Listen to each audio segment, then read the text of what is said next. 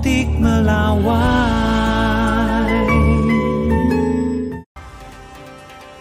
Saudara, tak mendapat data lengkap terkait rentetan peristiwa demonstrasi Agustus lalu, Komdiji bekukan TikTok sementara. Komdiji menilai TikTok melanggar kewajiban sebagai penyelenggara sistem elektronik privat. Pemerintah membekukan tanda daftar penyelenggara sistem elektronik TikTok untuk sementara waktu. Sanksi diberikan karena TikTok menolak memberikan data lengkap terkait kegiatan pada periode 25 hingga 30 Agustus lalu saat terjadi gelombang demonstrasi.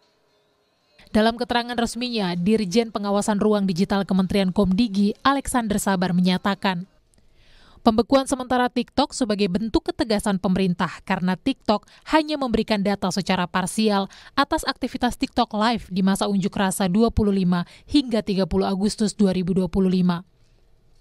Sehingga Komdigi menilai TikTok melanggar kewajiban sebagai penyelenggara sistem elektronik privat. Merespons pembekuan sementara oleh Komdigi, manajemen TikTok menghormati regulasi yang berlaku di Indonesia. TikTok menegaskan siap bekerja sama dengan Komdigi untuk mencari solusi yang konstruktif.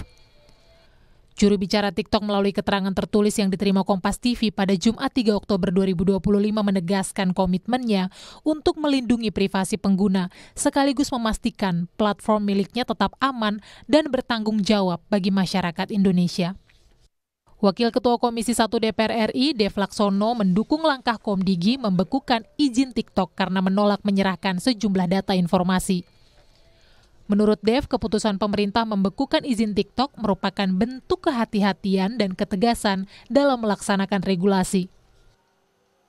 Khusus pada TikTok yang telah terbukti melanggar sejumlah ketetapan yang telah dibuat dan kewajiban yang diberikan oleh pemerintah, maka sikap tegas dari pemerintah itu menjadi suatu kebutuhan dan itu yang kita dukung untuk melakukan penegasan akan penegakan akan peraturan di mana para PSE itu harus tunduk.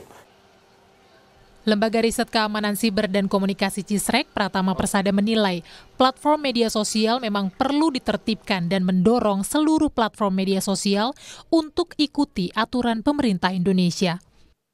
Setiap ada misalkan unggahan-unggahan yang membuat gaduh, unggahan-unggahan yang membuat provokasi begitu. Ketika pemerintah kita minta kepada platform untuk misalnya di take down, mereka melakukan nggak? Enggak. Gitu. Mereka berdalih dengan alasan ini demokrasi, kebebasan menyampaikan pendapat gitu. Kebijakan privasi gitu ya, Mas. Sehingga tidak mau mereka melakukan itu. Padahal jelas-jelas konten-konten tersebut konten-konten yang bisa bikin rusuh dan itu kontennya bukan konten yang benar, konten yang hoax gitu. Sehingga memang pemerintah kita ini kesulitan. Kalau Anda daftar, registrasi, nyari duit di Indonesia sah, Anda itu harus ikutin aturan negara kita dong gitu, ya kan? Sementara itu, Amnesty International Indonesia menilai pembekuan sementara TikTok adalah upaya pemerintah mencari tahu kerangka pengkondisian kerusuhan pada demo Agustus lalu. Amnesty International bilang pemerintah wajib menjaga hak asasi terkait kebebasan berekspresi di media sosial. Saya duga ini berhubungan dengan keinginan pemerintah untuk mencari tahu akun-akun mana saja yang mendapatkan keuntungan dengan live streaming itu, dan juga menjadi bagian dari operasi pengkondisian opini publik termasuk menyulut ketegangan dan menyulut kerusuhan di masa itu. Nah, tapi itu semuanya adalah bersifat hipotesa. Nah, seluruh hipotesa itu harus diletakkan dalam kerangka hukum karena dia menyangkut pembatasan hak para pengguna, menyangkut pembukaan data-data pribadi para pengguna oleh platform terbesar. Nah, platform besar seperti TikTok atau yang lainnya itu kan diikat oleh kewajiban untuk menjaga kerahasiaan data-data para penggunanya. Usai dibekukan, saat ini platform tetap berjalan normal dan masyarakat masih bisa mengakses TikTok. Tim Liputan, Kompas TV.